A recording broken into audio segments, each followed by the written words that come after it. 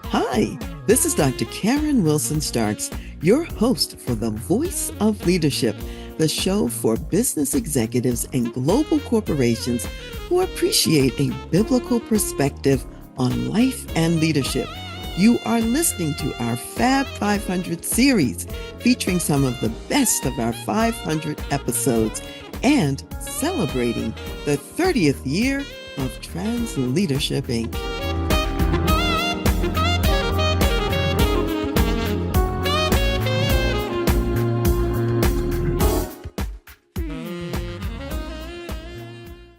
What if there is a profitable return on empathy in the corporate work environment?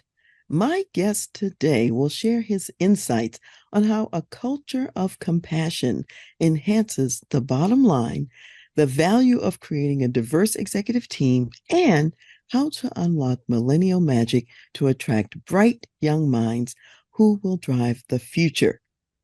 Neal Frick is the CEO of CyberCore Technologies, a cybersecurity company that specializes in secure supply chain management. He has also held other corporate and leadership positions in retail business and government contracting.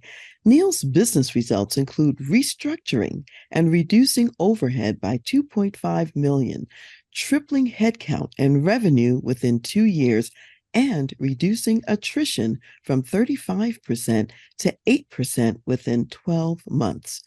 The author of the book, The E-Suite, Empathetic Leadership for the New Generation of Executives, Neal grounds his approach to leadership in the power of empathy and investment in people. His father modeled this ethos when he took personal responsibility for an employee grappling with drug addiction, paying for the employee's rehab and welcoming him back to work once sober. His father's actions deeply impacted Neal, instilling a lifelong conviction about the inherent value of people over profits and the understanding that investing in people leads to inevitable profits. With insights sharpened in the crucible of personal experience and professional success, Neal is on a mission to build a community of empathetic leaders. Welcome, Neal, to the Voice of Leadership and to Dr. Karen Speaks Leadership. Thank you so much, Dr. Karen. I appreciate you having me on. I am delighted to have you on. I love what you're doing in terms of empathy in the workplace. It kind of fits with my notion of positive leadership in the workplace as well. So you and I really share something in common or on a similar page in that respect. So I want to jump right in, Neal, and just start asking you about this backstory with your father, because he was your number one role model for empathy in the workplace. So tell us a little bit about your father's business and a little bit more about what he did for that employee who was struggling with the drug addiction. Certainly. So my father is an insulator general contractor and started his own business, very small, him and a few other guys. And one of those employees of his, over the course of their working together, developed a drug addiction and was having some pretty significant personal issues after going through a divorce. And my father really valued this individual, and not just his work, but also just him as a person. And from a very early age, I saw what it was like when a boss takes genuine interest in an employee and helps them through a difficult time. It would have been very easy for him to just say thank you so much for your work, but this is no longer working and move on. And instead, he modeled a very different approach. And what ultimately happened to that employee that he helped in the workplace? They are still working together 25 years later. Oh, what a blessing. Okay, so that's a great testimony of the value of the empathetic approach. What other examples did you see from your father in his business? What else does he do to show empathy in the workplace where you saw that modeled for you? Certainly. I think, he has a very kind of community-centric approach to his organization. He decided to stay small, partially because he wanted to spend more time with his family. He didn't want to kind of get out over his skis, but partially also because I think he really appreciated the personal touch that he was able to have, not just with his team members, but also with his customers. He knows each and every one of the people that he contracts for very well, and typically very closely. They were in and out of our home when I was a child. He became friends with a number of them. His approach, I found, after I got into kind of a more traditional business setting myself, was not the typical approach, and was somewhat surprised by that. But I think that that is how he really kind of modeled that for me when I was younger. Well, let's talk about that a little bit. How you've taken what you learned from your father and taken it to the next level. Talk about how your father's example impacts how you lead today. What are you doing as a result of seeing what he did, and how have you extended it? Absolutely. I think I have tried my best to live up to the example that he set, in that there is serious opportunities within business, especially within the United States, to help high performers continue to be high performers. Everyone goes through significant personal issues. Not one of us has not been impacted by something terrible. And especially after coming out of this pandemic and seeing what terrible situations people have gone through and the impact it's had on their work life, we let people struggle when we could extend a hand in help. And I think that is something that we miss a trick on, and something I try within reason to do when I am leading an organization or leading a team. It's challenging, I'm sure, because sometimes it may not always work out in the way that you hope it would work out. So, say a little bit about that, because there's some people who are wondering, is this empathy thing really profitable? Is it the way to go? To what extent do maybe some employees maybe exploit the system rather than benefit from the empathy? I think it's important to define empathy in a business setting. And really, empathy is about understanding another person's emotional state and contextualizing that to make decisions. It's not sympathy, and it's not niceness. It is another avenue of information for you to gather before you make an informed decision. It can be misapplied. And what I find that nice bosses tend to misapply empathy, because niceness comes from a desire to avoid conflict and make everybody like you, whereas empathy comes from a desire to understand what someone's going through and then see if there is a reasonable way to accommodate them and make their situation better. Where I think people get that negative impression of empathetic leadership is that they see it misapplied, and they see people use it to give people who are acting poorly another chance and another chance and another chance. And that's really not what it's about. Well, say a little bit more about that, about not giving another chance. How do you determine when to use empathy in a certain situation? And maybe when you've extended enough and it's time to do something else? That's a tough call for a lot of business leaders. How do you know? It's a bit of a gut check, but I think it's also, I'll give you an example. I had a high performer, someone who was incredible, did wonderful things for the organization from a revenue standpoint, but ultimately was incredibly disruptive to the culture within the organization. I let He was going through a very tough personal time. He had a lot of demons that he was fighting. I let that go on for too long. One, because of my natural inclination to try to help a top performer continue to perform. And two, because we had built a very strong friendship. But what I found was that my sympathy for him and my kindness were overriding what I knew I needed to do, which was to find an exit for him from the organization. And empathy gave me the knowledge of what he was going through, but it also gave me information about what his actions were doing to the rest of the organization.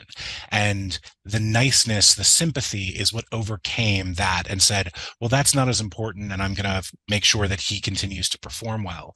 From my perspective, empathy is contextual, and then how you apply it is really, you have to look holistically at your organization and make sure that that everyone is driving in the same direction, and you're not allowing one person to override what is fair to others.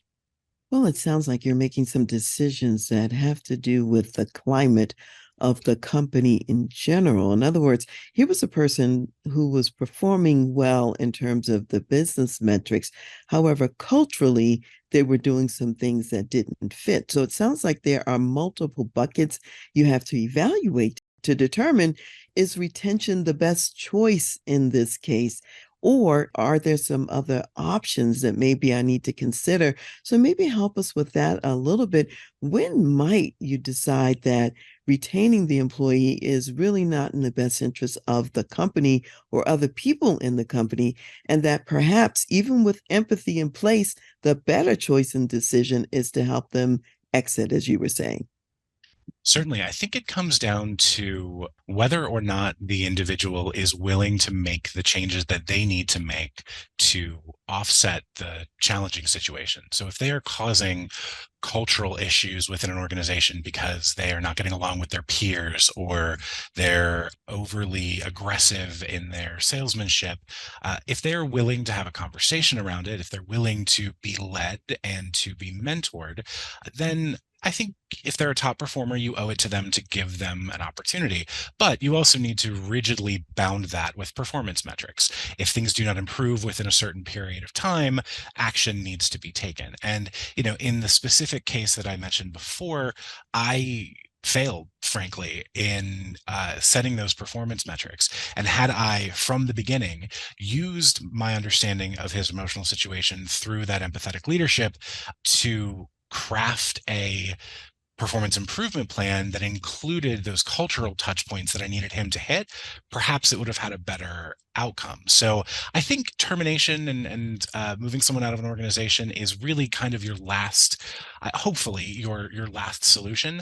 But realistically, some organizations just don't work for certain people, and sometimes people reach kind of the end of their lifespan within an org, and everyone needs to accept that and gracefully move through it. Wonderful. So I think a lot of executives out there hearing this say, yeah, we agree with what you're talking about. That's probably what we would do too. And I think the flip side, and maybe some of what you're talking about, is that there are people who can be salvaged. And in a lot of organizations, those people would be thrown out to pasture, so to speak, maybe prematurely. So, talk a little bit about, how do you tell when you maybe salvaging a person is the better way to go? What are the signs that you look for to determine when to make that kind of an investment? I find that when performance starts to drop from someone who has historically been a strong performer, or even not necessarily the strongest, but a consistent performer, and there are no changes in tools, in environmental situation within the organization, it tends to be an issue of morale or an issue of personal challenges. And what we tend to do as leaders sometimes is come into that situation with preconceptions about what the issue is. We may think it is someone who is just skating, they're not as interested in performing anymore. We may think that their personal situation is overwhelming their professional situation, and make judgments. I would recommend to leaders going in with a more open attitude and fostering an environment where people feel comfortable talking about mental health issues, family issues, situations that they have going on, because we all go through them, and have a human to human conversation around, hey, what do you need to be successful here? We've noticed that things aren't going as well. If your personal situation has changed, is there something that we can do? Offer more flexibility, change your hours. More than not, people want to be successful and they want help to be successful. And if we offer that, we can salvage those people rather than pushing them out the door. Yeah, I love that, because when you think about it, I mean, human resources are very valuable. And it's like, I know this is going to be a weird analogy, but let's say you could even have an older car, like I love older cars, that you want to preserve. And you could throw it out to pasture if you want to, or you could take good care of it. You can get it repaired and keep it for a long time, and it can still be of great service. And sometimes we're in a throwaway culture that doesn't think about, how can something be salvaged and utilized still even though it may be older or it may have issues, it can still be of good service. And so what you're saying is it's almost like recycling, or it's kind of like in that vein. How can we still get value here and build the person up to at the same time, is what I hear you talking about. I think it builds loyalty. I think it builds trust in the organization.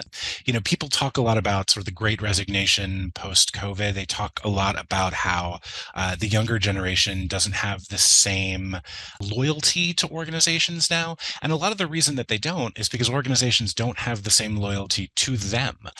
As you said, we have a throwaway kind of culture now. If something isn't working, we don't expend the energy to fix it. We just say, all right, well, we're going to get something new.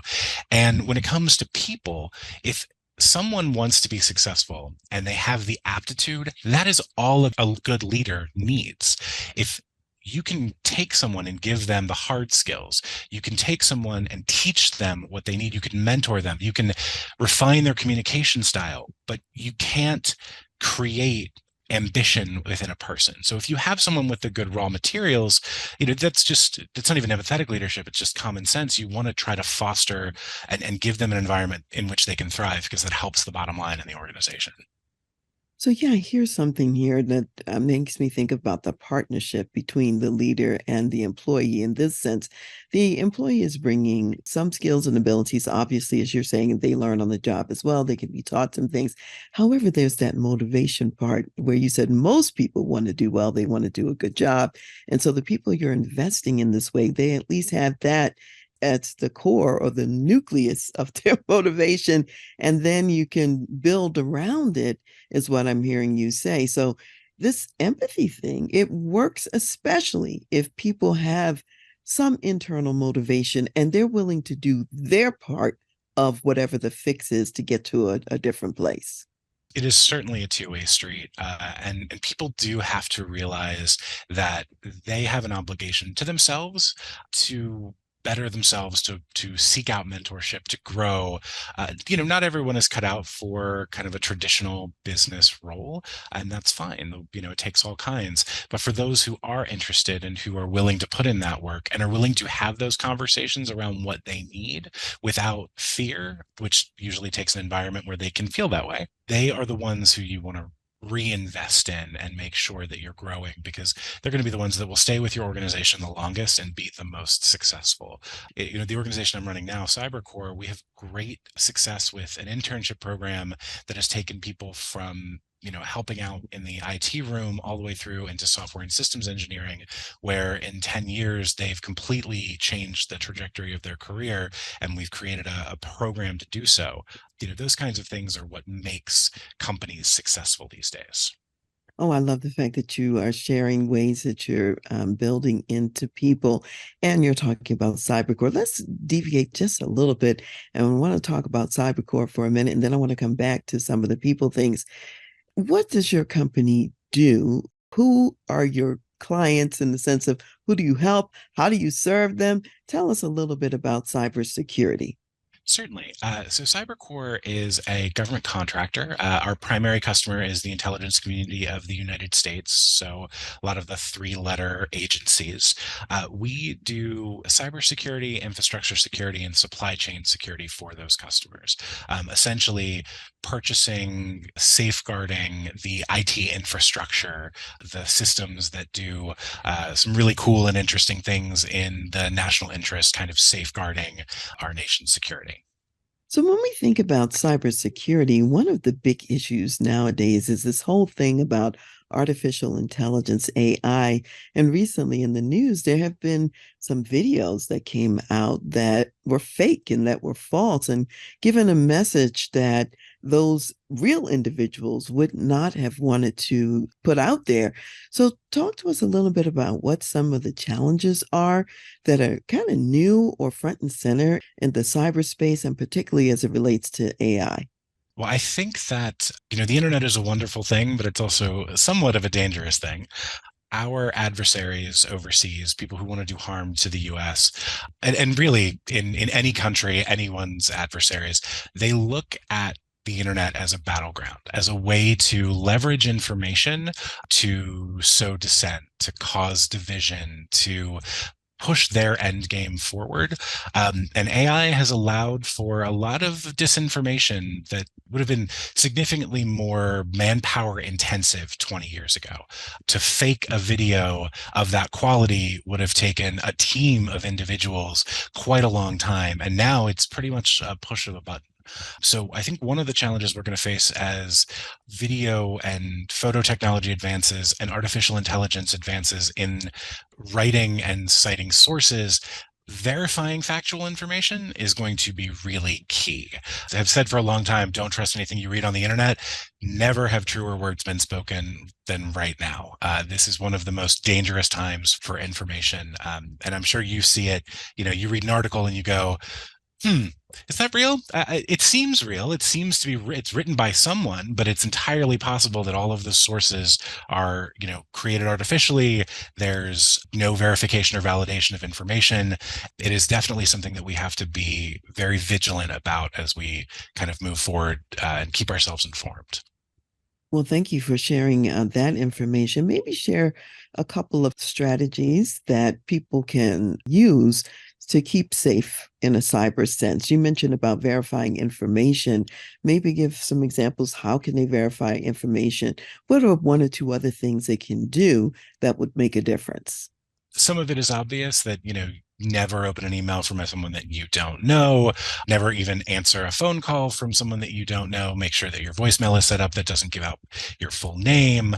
You want to try to restrict the information that you have out in the world as much as possible. Don't put personal identifying information out onto social media. Don't allow connections from anyone who you do not know on social media. There are somewhat common sense solutions.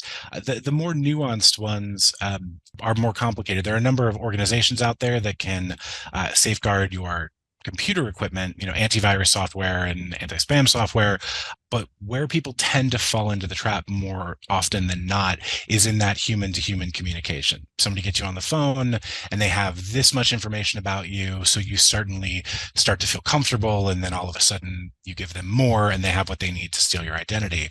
Or they send you an email and the name of it is a very good friend of yours, but the actual email address itself is spoofed from overseas and they're trying to get information from you.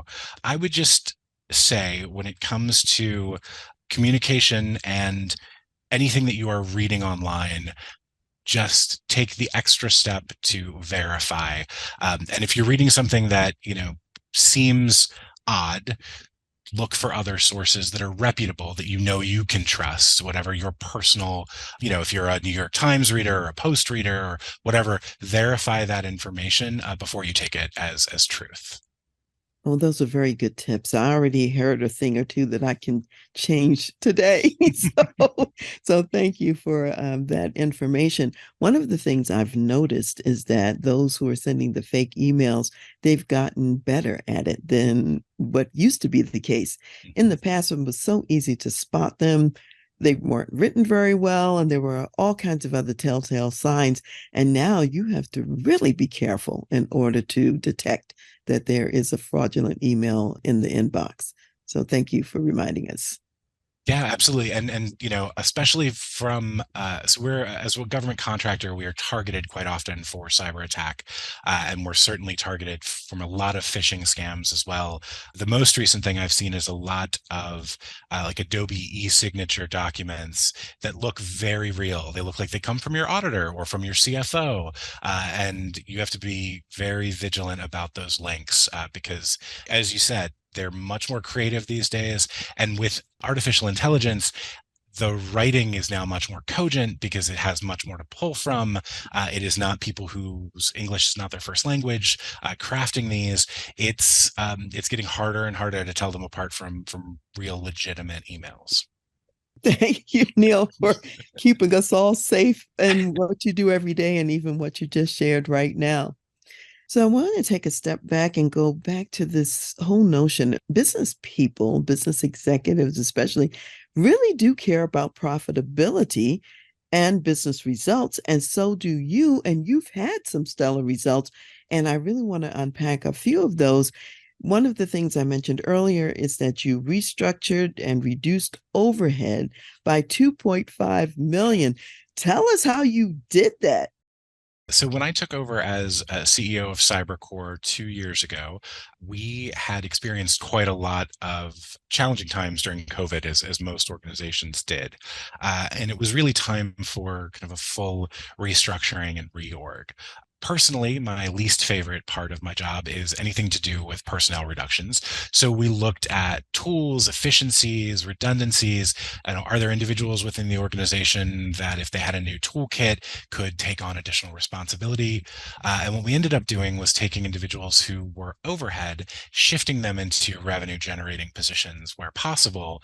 So you kind of get that twofold of you cut your overhead costs and you increase your revenue on the back end. And that really took understanding where people were and what they were willing to do, and then working with them to find more efficient solutions to challenges that they were facing.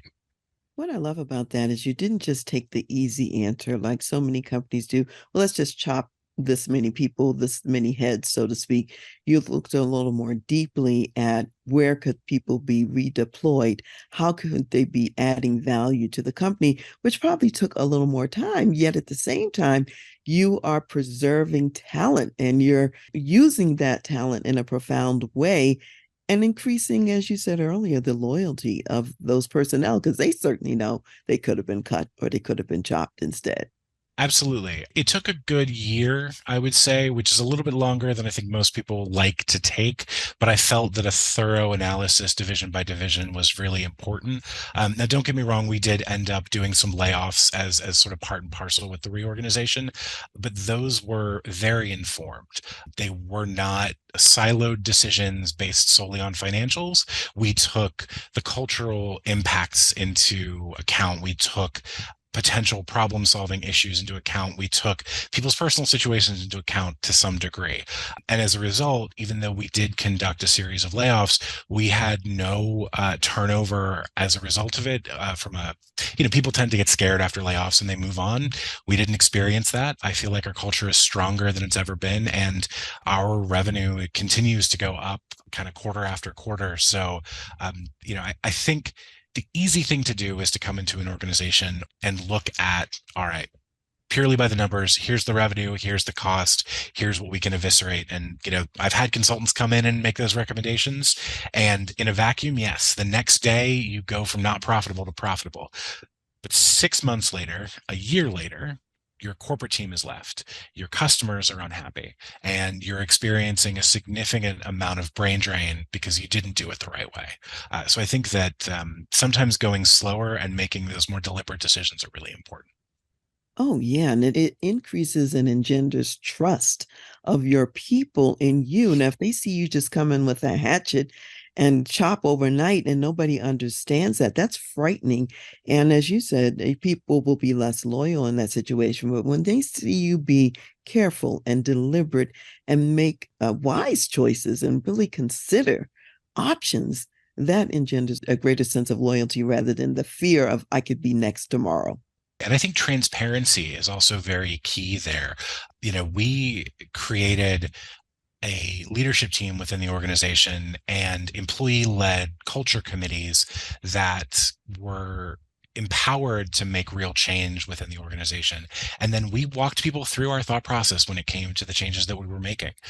There are some things, obviously, that have to be held behind closed doors, but where we could, we shared that information, both from a sort of solicitation of creative ways to problem solve, but also so that people knew where we were coming from and knew that, we didn't make the decisions lightly. There was a thought process behind it. We did it for a reason, and they could see what the end game is. Because so often you are in a situation where you are part of an organization, but you don't know how you're contributing aside from this much of the value that you bring. When you are all driving in the same direction, it's much easier to feel that connection and then want naturally to stay longer and work harder. Yeah, and I think that sharing the information you could share also addresses fear in an organization because when people don't know what you're doing, why you're doing it, how you're doing it, and they don't have enough information, fear increases. And of course, we already talked about trust being eroded. And as that happens, they start making up their own answers for what's going on. And 9 times out of 10, those made up answers are worse than the reality of what's going on. That is absolutely true. Fear thrives in darkness, and the only way to really do anything about it is to bring all of it into the light. We had a situation somewhat recently.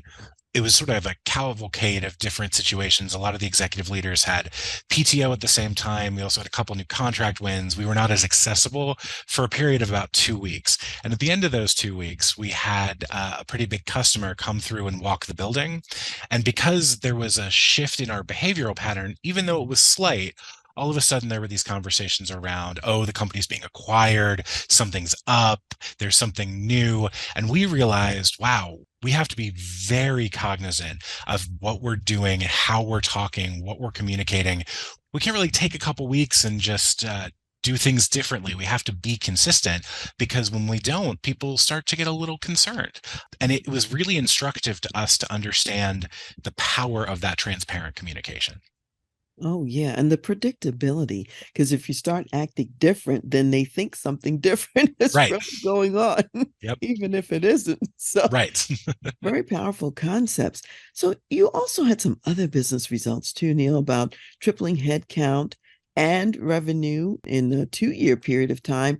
And you also reduced attrition from 35 to 8% in a year. Now, those are pretty remarkable kinds of results. So, share more with us about how you did some of those other pieces as well.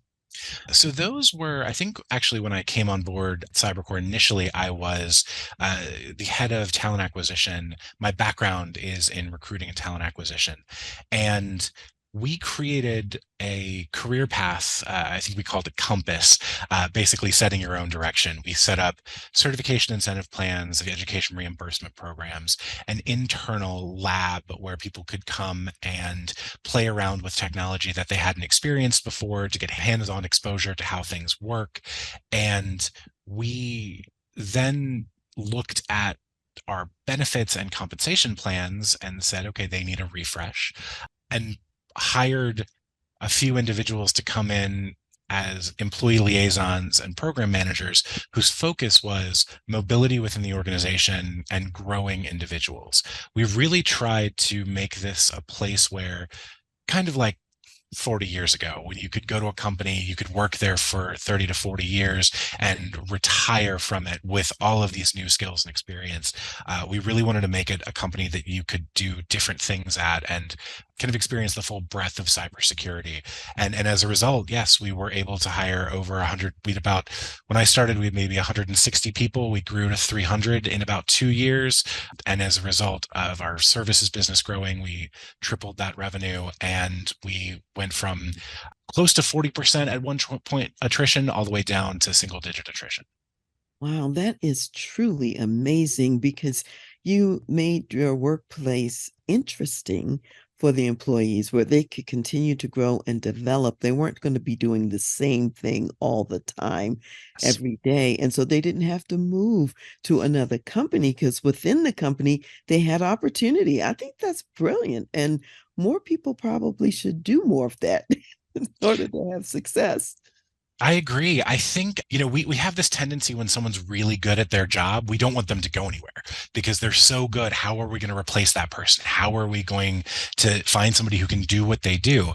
But they're gonna get bored. We're humans. We need stimulation. We need new things. So they're gonna move on. And it's more risky to an organization to lose someone talented than promote or move someone talented.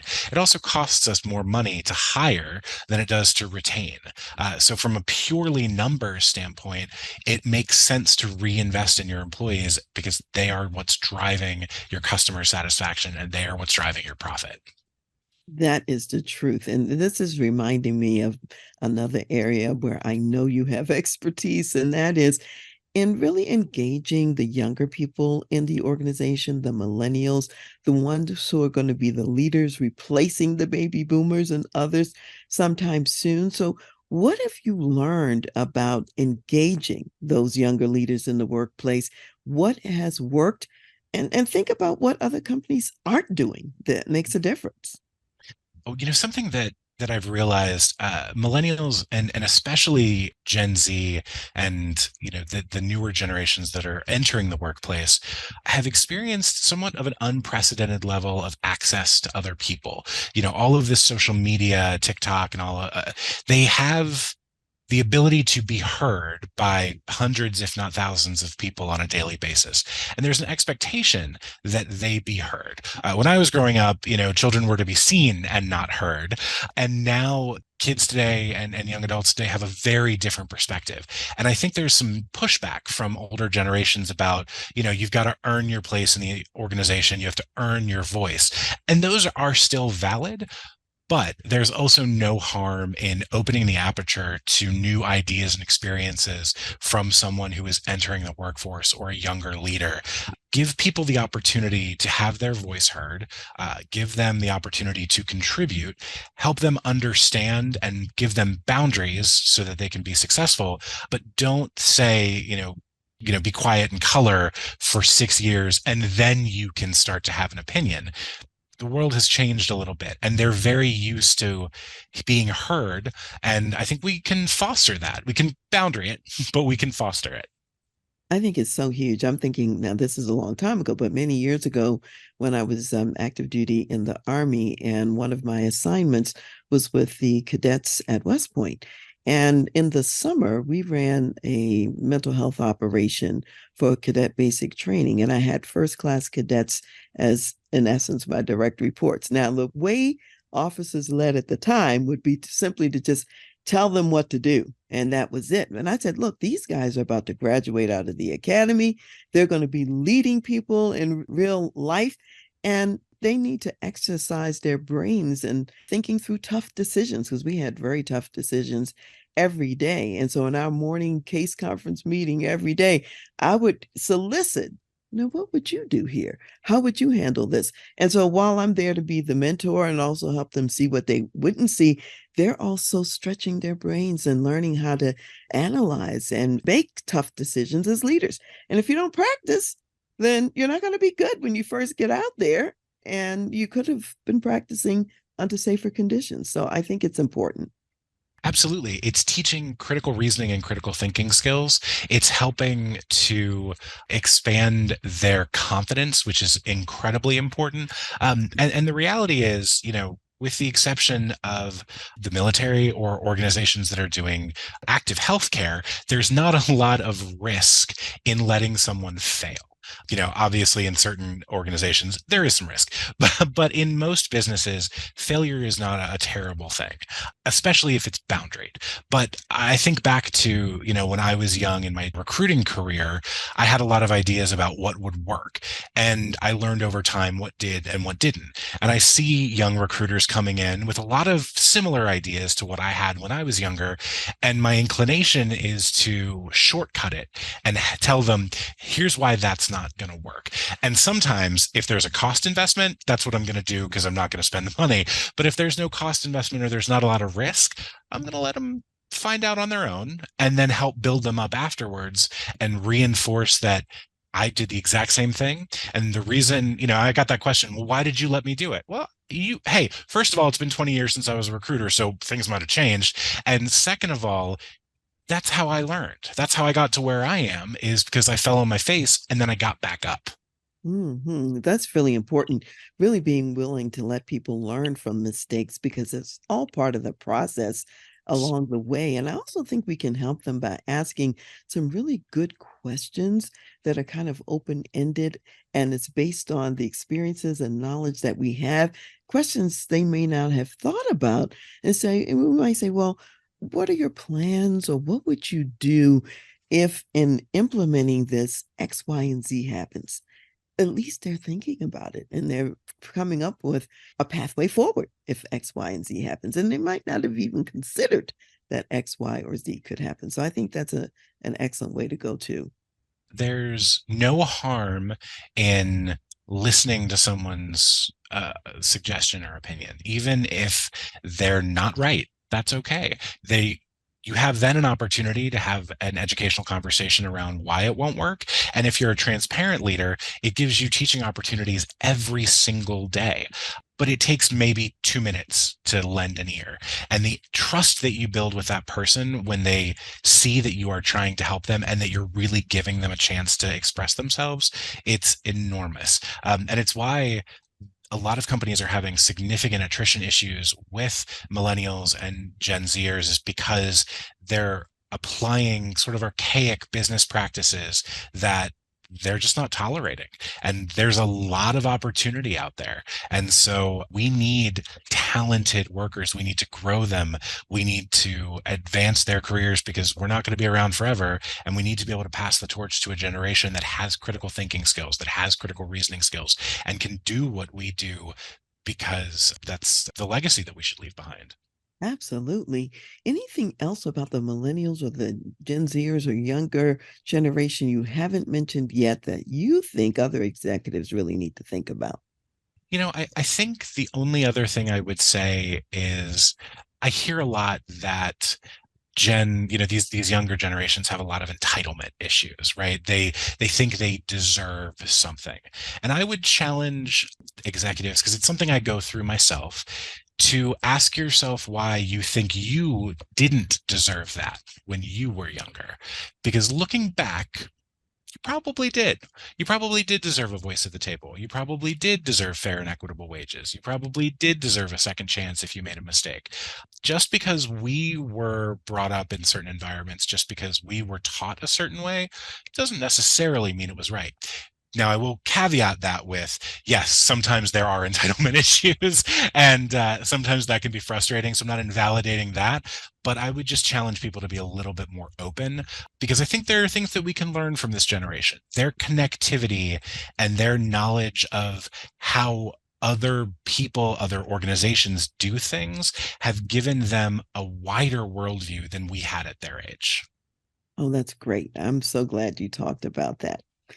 Neal, I also know that you are very committed to diversity and to the power of diversity in the success of organizations. And when you came to your company, you had an executive team of 6 white males. Tell us what you did to transform that team and what's been the result. Well, I will say it was made up of men and women, but yes, it was, we were all white. So as part of the reorganization, we reduced our executive team, but then we eliminated it. And instead, I opened it up to a leadership team that I think is more representative of the world at large. Men, women, people of different ethnicities, backgrounds, socioeconomic classes. Personally, I want to see the organization that I work for represent the world around me, people of different races, colors, genders. It's important to me that the company is more reflective of my worldview. But I'm also really interested in diversity of thought, people who are raised differently, who think differently, who problem solve differently, because that really lends to creative solutions to problems that organizations miss out on when they homogenize their culture. People talk about fitting into an organization's culture, and I would challenge people to look for individuals that expand your organization's culture. From what I'm hearing, making the team broader and more diverse has actually led to some unique thinking and ability to solve tougher challenges, is what I'm hearing. And I will say that I think people who are part of marginalized groups have had to work harder and work differently in front of obstacles that people who look like me do not have. And whether people agree with that or not, I think it's inarguable that they have to approach things differently. And that gives you a different set of tools for solving a problem. And that is critical to an organization. You need to be able to attack something from all sides. And if you have 5 or 6 people who are all the exact same, making the kind of coming from the exact same background, you're only going to have one solution to that problem. That's just well stated and well said. And I know your company has the profitability results to talk about the value of becoming more diverse, in today's world. So, Neal, tell us a little bit about your book, The E Suite Empathetic Leadership for the Next Generation of Executives. What's in there that we haven't talked about yet, let's say? And who did you write it for? And if somebody reads it, what are they going to get out of it? Certainly. So it is kind of a labor of love between myself and a coworker, a previous boss of mine, Tina Kuhn, who's my co-author. We wrote it because we realized that while we had very different approaches to problem solving, they were both rooted in this kind of people first empathetic leadership. In the book are practical solutions to commonplace business problems, everything from kind of tactical issues of how do you recruit and retain? How do you sell? How do you market? And all kind of wrapped up in that people-based empathetic leadership approach. And then there's also how do you transformationally change an organization, but maintain some level of sanity during it? How do you make sure that your team stays on board? How do you manage difficult people? How do you have confrontational conversations while still maintaining everyone's dignity and making sure that you are communicating effectively, knowing as much as you can by leveraging that empathy.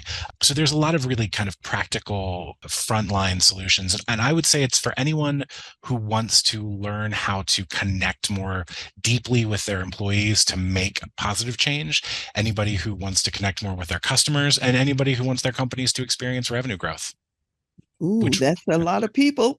yeah, exactly. It sounds like a great book. That sounds like a great book. So, how can people find out more about you and get the book? So the book is available on Amazon, Barnes and Noble. The website is theesuite.com. And then me personally, I'm on Instagram at the Anxious CEO One, and I use that moniker because I talk a lot about mental health. I'm an anxious person, and on Medium at Neal.Frick, where I write more short form articles about mental health and leadership, business ethics, and diversity, equity, and inclusion. Wow. So, you have quite an influence and a wide swath of subjects that you are covering. So, I'm glad you're sharing that with people so that they can go to those sites and learn more.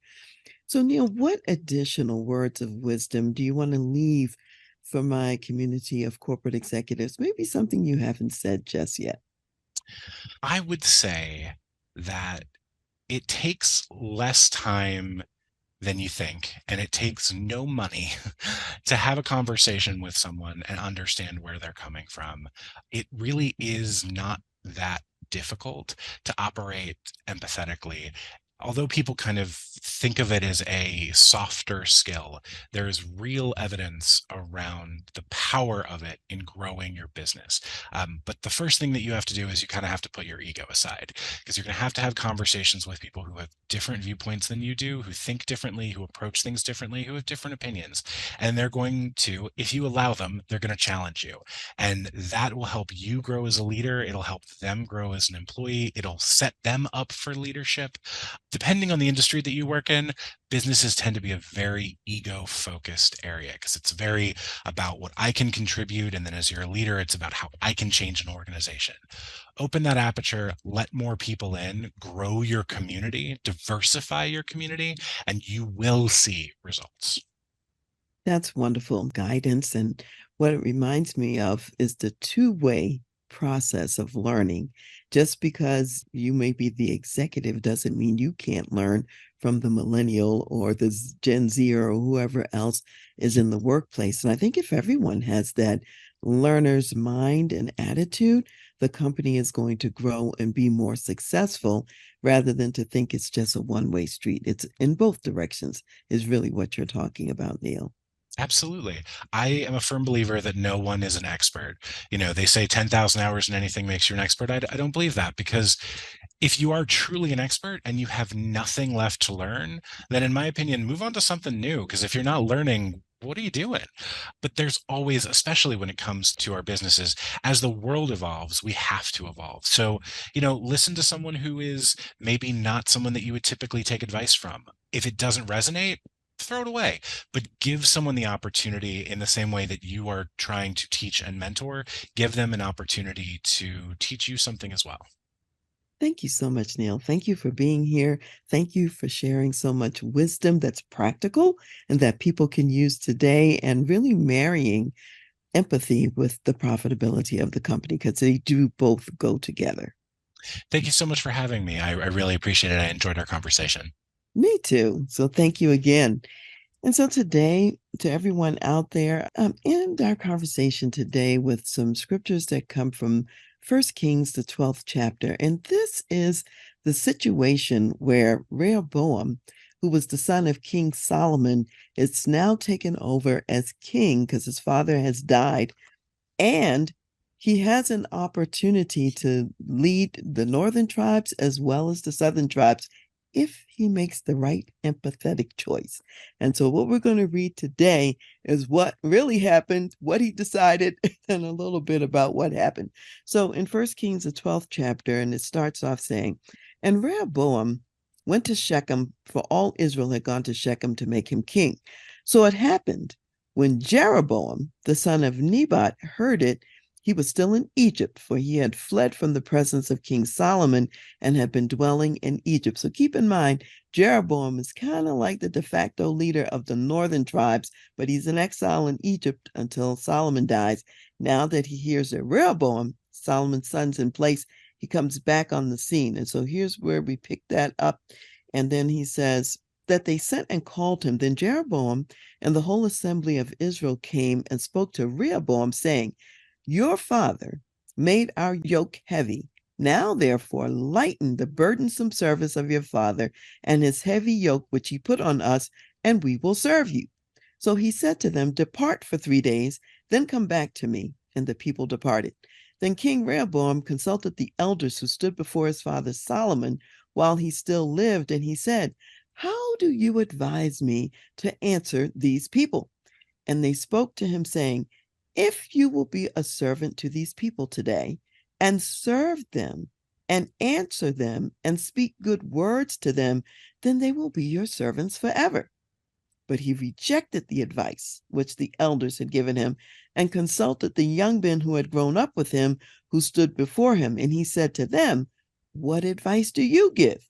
How should we answer this people who have spoken to me, saying, Lighten the yoke which your father put on us?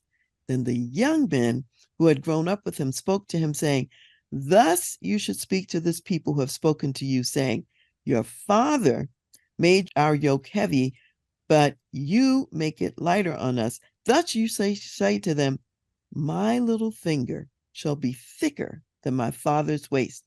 And now, whereas my father put a heavy yoke on you, I will add to your yoke. My father chastised you with whips, but I will chastise you with scourges. So Jeroboam and all the people came to Rehoboam on the 3rd day, as the king had directed, saying, Come back to me the 3rd day.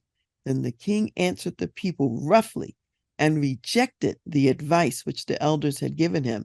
And he spoke to them according to the advice of the young men, saying, My father made your yoke heavy, but I will add to your yoke.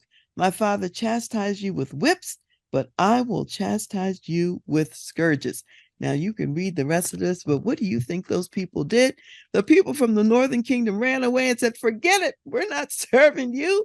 And so at that time, Rehoboam ended up being only in charge of the house of David in the southern part of the kingdom, and he lost the 10 northern tribes. And so this choice of whether you choose the empathetic leadership or the harsh scourge leadership makes a difference in terms of the success of your organization, the success in this case of the kingdom that Rehoboam was in charge of. So I think that Neal has done a great job of sharing with us the business benefit of empathy and how it leads to loyal employees, increases trust in the organization, and profitability. So the choice is yours. Decide for empathy and the success of your people and your company. See you next time. In some parts of the world, including the United States, loneliness, depression, and suicide are at an all-time high. With me today is Dr. Clarence Schuler, President and CEO of Building Lasting Relationships. He personally experienced a bout of depression. Dr. Schuler, tell us a little bit about what you learned in your experience and what resources you have available for us. Well, mental health is a really big thing in America today, like you said, and African American men are the number one depressed group in America. And I think men in general would come into that.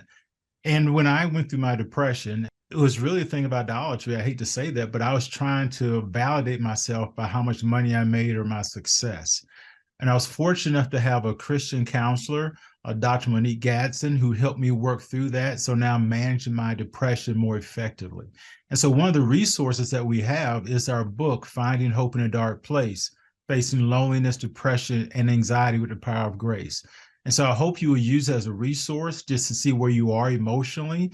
It's not a sin to be depressed. So I just want to encourage you and give you hope that your depression can come under control. Wonderful. Thank you so much, Dr. Schuler. And what I want everyone to know, as he already said, this is a book that was co-written with his counselor. So it is the real deal. If you want to know more about the book or more about services that are available to deal with depression and loneliness, go to drclarenceschuler.com. That's clarenceschuler.com. Today, I'm here with Terrence Chapman, the president and CEO of nonprofit organization Victorious Family. They are committed to family discipleship and transformation. Thank you for being here, Terrence. Tell us about your big goal, what it is that you're going for at Victorious Family. Well, by 2030, we see reaching 9.2 million families here in the U.S. That is wonderful. And you're reaching these families because you really want to see children grow up and truly continue their faith in Christ. So tell us about one of your resources. Do Your Children Believe, the book you've written? Well, Ephesians 6:4 says, fathers, don't exasperate your children, but to bring them up in the training and instruction of the Lord. So we're just being faithful to that calling. In order to do that, we train coaches and we provide workshops and content to train parents on how to disciple their children. That is phenomenal. So how can people find out more about the ministry and the other tools and resources you have available, and also how they can donate to support the ministry? Well, one of those tools is Do Your Children Believe, a book that we've published by Thomas Nelson, and you can find that at victoriousfamily.org. Fantastic. All right, so there you have it. You want your family to be victorious? Go to victoriousfamily.org. Thank you for listening to The Voice of Leadership with me, Dr. Karen Wilson Starks. I am also your concierge executive leadership advisor for when you need to make tough business decisions, lead change, create a positive and profitable company culture, develop an enterprise-focused executive team, or prepare for leadership transition and succession. Contact me at Dr. Karen, at transleadership.com. Also go to my website, www.transleadership.com, for more leadership resources. I want to give special thanks to Ron McMillan, gospel jazz saxophonist, National Billboard recording artist, also known as Mr. Sirius XM, for allowing us to use his gifted music on our show, and to Chad Barr of the Chad Barr Group for serving as our show producer. Thank you for joining me today, and I'll see you next time.